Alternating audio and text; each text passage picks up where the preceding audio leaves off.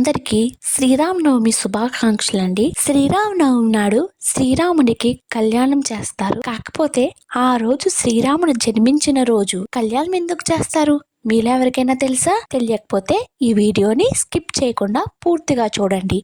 ఈ వీడియోలో మనకి పూర్తి ఇన్ఫర్మేషన్ అయితే నేను ఇస్తాను. శ్రీరాముడు విష్ణువు యొక్క 7వ అవతారంగా చెప్పబడుతుంది. త్రేతాయుగంలో అయోధ్య మహారాజు అయిన దశరథుడు కౌసల్యాల కుమారుడిగా జన్మించారు. అయితే కళ్యాణం రాముల వారు పెద్ద అయిన తర్వాత విల్లు విరిచి మిథునా నగరంలో సకల దేవతల సమక్షంలో సీతాదేవిని పెళ్లి చేసుకున్నారు. కాకపోతే అది వేరొక్క రోజు, అది శ్రీరామనవమి రోజు అయితే కాదు. శ్రీరామనవమి అంటే చైత్ర మాసంలో శుక్లపక్షాన నవమి తిథిన చేసుకుంటాము. ఎందుకనగా శ్రీరాముడు ధర్మాన్ని స్థాపించడానికి భూమిపై అవతరించిన మహాపురుషుడు.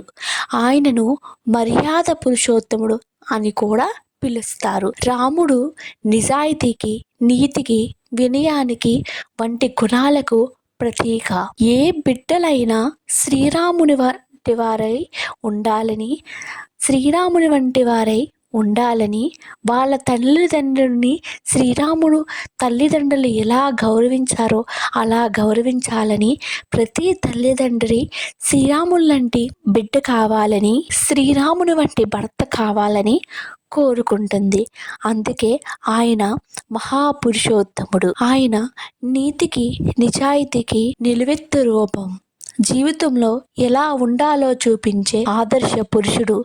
ఈరోజు రామాయణంలోని ముఖ్య సంఘటనల గురించి తెలుసుకుంటారు. అంటే ఆయన గొప్పతనం ఎంత గొప్పదో అందరూ తెలుసుకోవచ్చు. సీతారాముల కళ్యాణం కూడా ఈ రోజే జరుపుకుంటారు. అయితే ఈ రోజున చాలా ప్రాంతాల్లో శ్రీరాముడు మరియు సీతాదేవి వివాహాన్ని ప్రతీకాత్మకంగా నిర్వహిస్తారు. ఇది దాంపత్య జీవితానికి ఆదర్శంగా భావిస్తారు. అంటే ఎంత కష్టం వచ్చినా భార్యాభర్తలు ఇద్దరూ కలిసి ఉండాలని, ఒక మాటపై ముందుకు సాగాలని, ఎటువంటి కష్టాన్నైనా ఎదుర్కొని ముందుకు వెళ్ళాలని నిదర్శనం.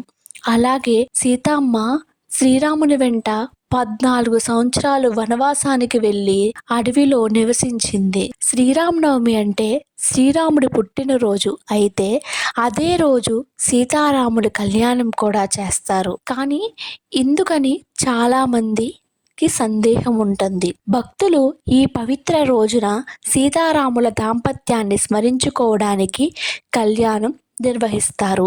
ఇది దివ్య కళ్యాణంగా భావిస్తారు. శ్రీరాముడు ధర్మానికి ప్రతీక, సీతాదేవి పవిత్రత, శక్తి. వీరిద్దరి కలయికే, శ్రీరాముడు సీతాదేవిల కలయికే ధర్మానికి శక్తి, పవిత్రతకు సమతుల్యత. సీతారాముల దాంపత్యం అనేది ఆదర్శ గృహస్థ జీవితానికి సూచన. అందుకే ఈ రోజున పెళ్లి జరిపితే కుటుంబంలో శుభం కలుగుతుందని నమ్మకం. ఈరోజు మనకు ధర్మాన్ని నేర్పిన రాముడు పుట్టాడు. కొన్ని సంవత్సరాల తర్వాత శ్రీరాముడు సీతాదేవిని వివాహం చేసుకుంటాడు. ఆ పెళ్లి చాలా గొప్పది. దేవతలు కూడా చూసిన దివ్య వివాహం. రాముడు పుట్టినరోజు ఎంతో పవిత్రం. ఆయన జీవితంలో ముఖ్యమైనవన్నీ సీతారాముల బంధం. అప్పుడు వాళ్ళు ఇలా నిర్ణయించారు, పుట్టినరోజునే ఆయన చేసినవన్నీ తలుచుకుంటూ అంత గొప్ప కళ్యాణం చేయడం వల్ల అందరికీ సంతోషాలు, సుఖాలు, శుభాలు కలుగుతాయని పుట్టినరోజు నాడే ఆయన జీవితంలో అత్యంత పవిత్రమైన సంఘటన సీతారాముల కళ్యాణం జరుపుకుంటాం. మరిన్ని వీడియోల కోసం మన ఛానల్ని సబ్స్క్రైబ్ చేయండి. అందరికీ ధన్యవాదాలు.